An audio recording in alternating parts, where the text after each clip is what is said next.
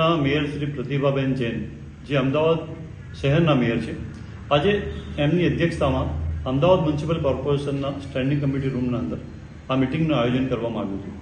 આ મિટિંગના અંદર જે અમદાવાદ શહેરના મેયર છે એમણે તમામ પક્ષના લોકોને સાથે બોલાવીને આ મિટિંગ કરવાની જરૂર હતી, કેમ કે જે છેલ્લા અમદાવાદ શહેરના અંદર 3 દિવસથી જે વરસાદ પડી રહ્યો છે, અમદાવાદ શહેરના નગરજનો જે હાલાકી ભોગવી રહ્યા છે, તે સમગ્ર કોર્પોરેટર હોય, ધારાસભ્ય હોય કે એમપી હોય, તેમના પાસે સેમ ફરિયાદ હોય છે. ત્યારે ભારતીય જનતા પાર્ટીના અમદાવાદ શહેરના મેયર ફક્ત તેમના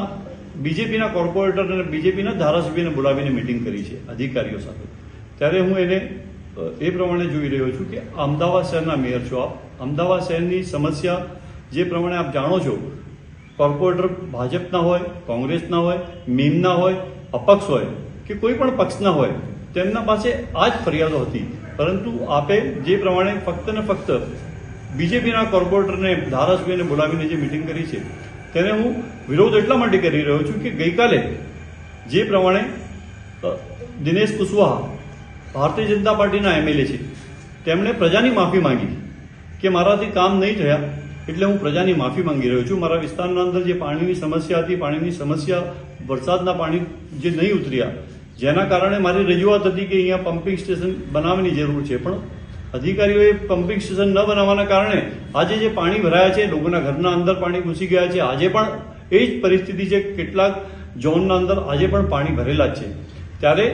પક્ષપાત કરવામાં આવી રહ્યો છે, પક્ષપાત ના કરવો જોઈએ અને જે પ્રજા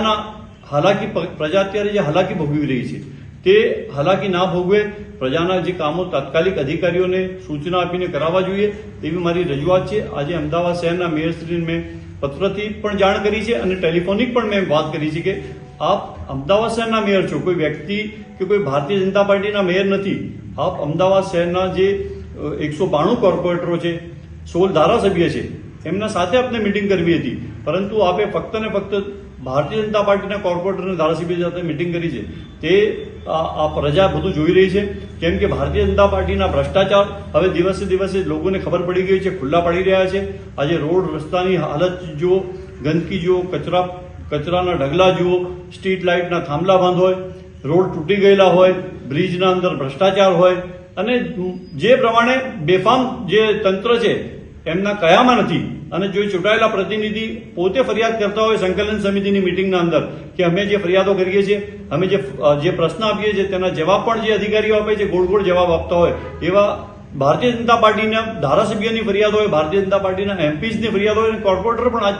પ્રકારની ફરિયાદ કરતા હોય, ત્યારે હું સમજુ છું કે છેલ્લા ઘણા વર્ષથી ભારતીય જનતા પાર્ટી સત્તામાં છે અને સત્તાના નશાના અંદર પ્રજાને ભૂલી ગઈ છે. જે ખોબલા મત ભરીને ભારતીય જનતા પાર્ટીના લોકો કોર્પોરેટર બન્યા હોય કે ધારાસભ્ય બન્યા હોય, આજે પોતે જે